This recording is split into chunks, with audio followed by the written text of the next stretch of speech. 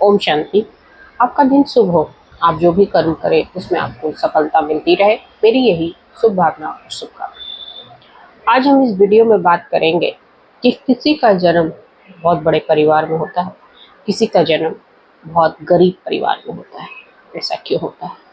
बहुत ऊंचे घराने में कोई इंसान बहुत तरह के व्यंजन का स्वाद लेता है और कुछ लोगों को दो वक्त की रोटी के लिए भी बड़ी मशक्कत करनी पड़ती है। पूरे पूरे दिन कड़ी मेहनत करनी पड़ती है, चाहे धूप हो, तेज धूप हो या तेज बारिश हो या कड़ाके की ठंड पड़ रही हो। ऐसी परिस्थिति में भी बड़ी मेहनत करनी पड़ती है। तो ऐसा डिफरेंस क्यों? परमात्मा ने सबको एक जैसा क्यों नहीं घर दिया? परमात्मा ने किसी को बहुत अमीर बना दिया, किसी को बहुत गरीब बना दिया। ऐसा क्यों किया? और किसी को सामान्य जिंदगी दे दी। ऐसा क्यों होता है? क्यों इतनी कैटेगरी बना दी सोशल वालों ने, हमारे समाज ने?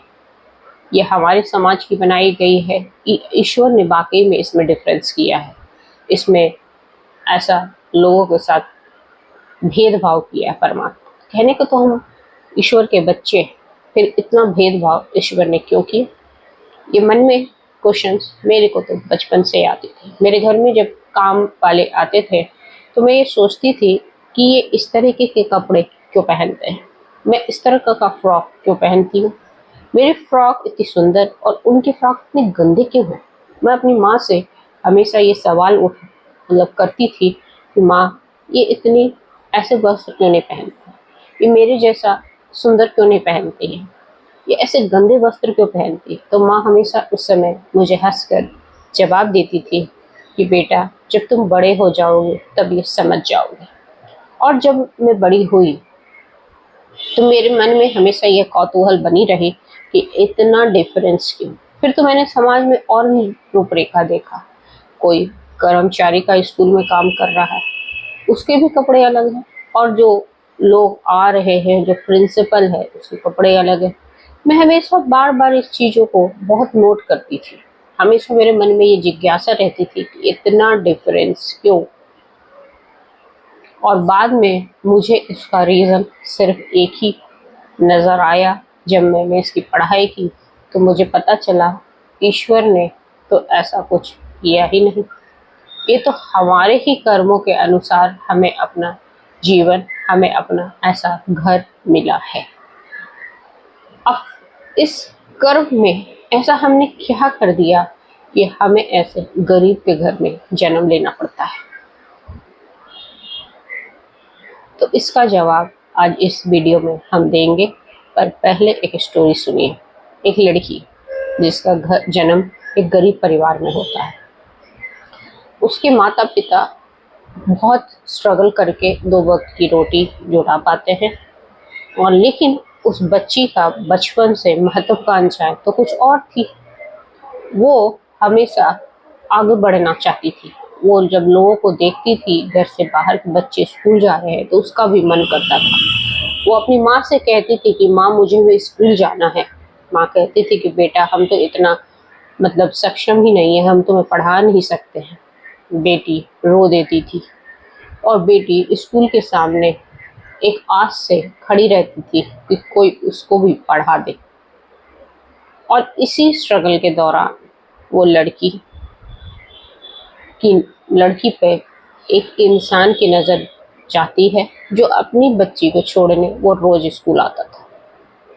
वो उस बच्ची को रोज खड़ी दिखता था स्कूल के बाहर, और उस एक दिन उसके मन में इच्छा जागी कि वो बच्ची से पूछे कि बच्ची, तुम क्यों खड़ी हो, तुम स्कूल के अंदर क्यों नहीं जाती हो?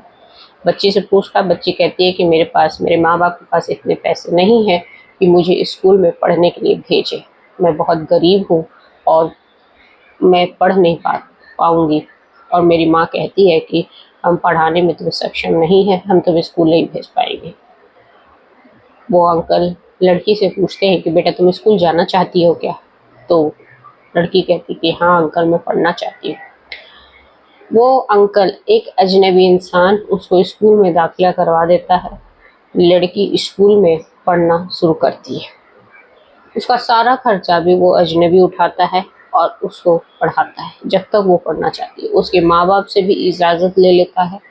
वो गरीब परिवार की लड़की पढ़ लिख के 12th भी कर लेती है, एक होनहार बच्ची बन जाती है और वो आगे पढ़ने की इच्छा जताती है।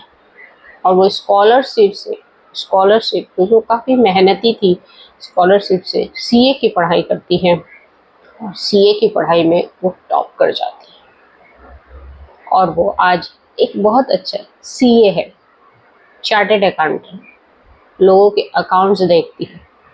और उसका जब आप बैकग्राउंड देखोगे तो बहुत ही गरीब परिवार से, पर उसके कुछ कर्म जो उसने किए थे, जो उसने उस जीवन में किए थे, या वो जो करके आई थी, उसकी वजह से कोई अजनबी आकर उसका साथ दे गया और उसको पढ़ा दिया और उसकी वजह से वो एक चार्टर्ड अकाउंटेंट बन गई। तो ये सारे कर्मों का खेल है। आपका जन्म भी इस गरीब परिवार में क्यों हुआ? क्योंकि आपने कुछ ऐसा कर्म किया था जिसकी वजह से आपका जन्म उस गरीब परिवार में हुआ। लेकिन कुछ अच्छे कर्म भी आपने किए थे जिसके बेसिस पे वो इंसान आपकी मदद कर गया और उस अच्छे कर्म की वजह से आपका जीवन अच्छा ही था। इसकी वजह से आप चार्टर्ड अकाउंटेंट बन गए, सीए बन गए। लेकिन ऐसा हर के जीवन में नहीं होता है। लेकिन बहुत लड़के लड़कियां मैंने देखा है कि वो स्ट्रगल करते हैं, हर फील्ड पे स्ट्रगल करते हैं और वह कुछ ना कुछ अच्छा करते हैं और कमाल करते हैं। लेकिन क्वेश्चन ये है कि हुआ ही क्यों जन्म इस गरीब परिवार में? तो वो सब हमारे कर्म का कारक होता है। हमने मान लो कुछ ऐसे कर्म किए थे जिसकी वजह से हमारा जो प्रारब्ध बना है कि हमें ऐसे माता पिता मिलेंगे जहाँ मुझे स्ट्रगल करना पड़ेगा और स्ट्रगल के बाद ही मुझे सफलता मिलेगी।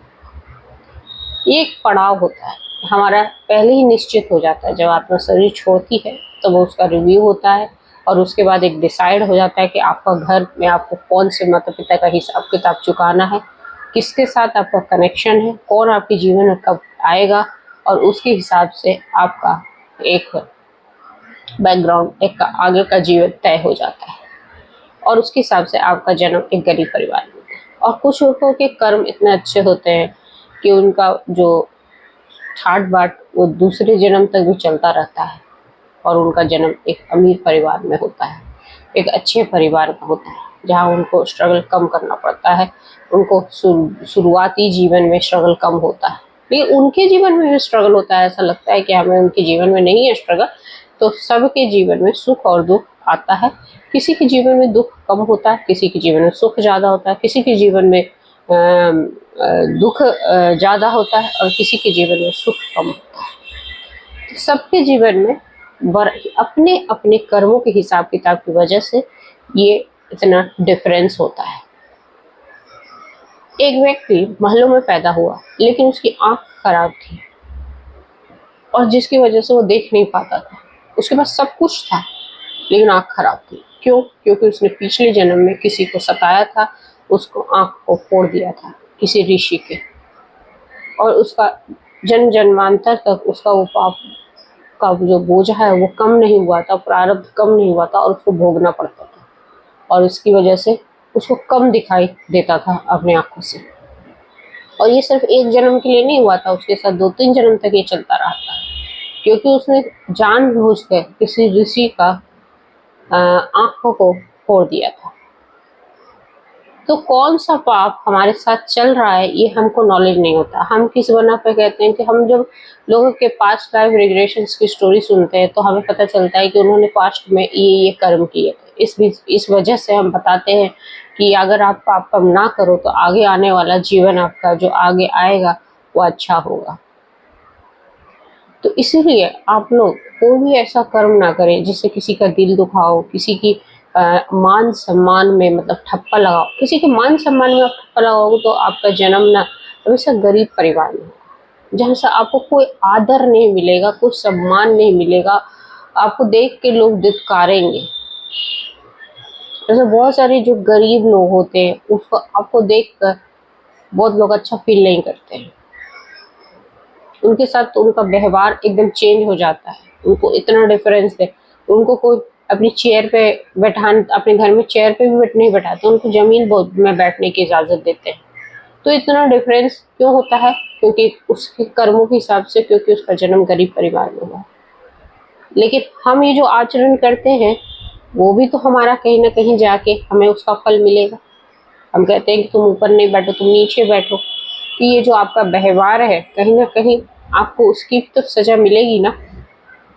इसीलिए मैं हमेशा कहती हूँ कि अपने कर्मों की क्वालिटी पे आप ध्यान दीजिए, क्योंकि आपको उसकी हर वक्त जो आप करते हो उसको आपका वो जाके कहाँ जमा होगा? संचित में, और फिर वही वहाँ से ही प्रारब्ध बन के आपके सामने आ जाएगा।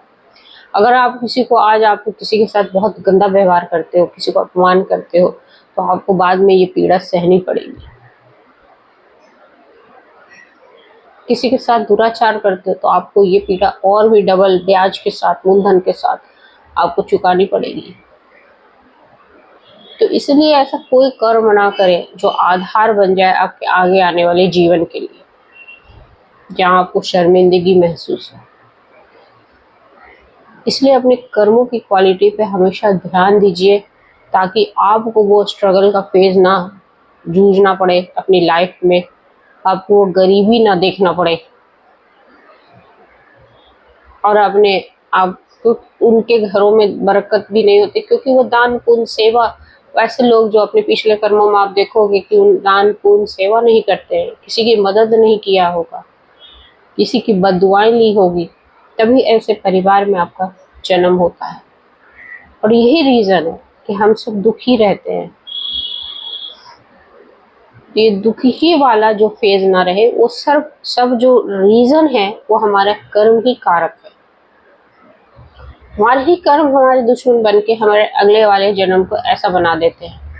हमारा जन्म ऐसा हो जाता है, हमारे साथ कुछ प्रॉब्लम हो जाती है, जन्म होते ही कुछ बीमारियां हो जाती है, या पर्टिकुलर फेज में आके एक बड़ी बीमारी हो जाती है। ये सब कर्म का कारक है। इसलिए अपने कर्मों की क्वालिटी पे ध्यान दीजिए, ताकि हम गरीब का जीवन नहीं, एक सादगी भरा अच्छा जीवन जिए। ओम शांति। जय हिंद, जय भारत।